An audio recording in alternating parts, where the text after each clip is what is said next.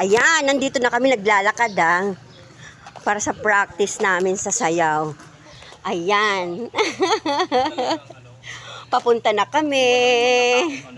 Sorry, I'm late. Tinapos pa namin yung Zumba. Magpa-practice kami ngayon. Hala, takbo! Late na tayo! Hindi tayo pakainin ng pandesal nito. Late kami. Ayan, walang pandesal si Mila. Wala. Hingi, pandesal.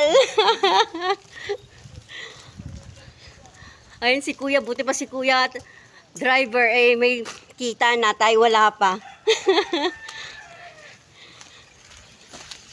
Ayan si Kuya. Ay, naku, baka naman nagalit na sila. Nakalimutan ko yung pera. Nasaan ba yung pera ko? Magbabayad ako. Magbabayad. Ayan na.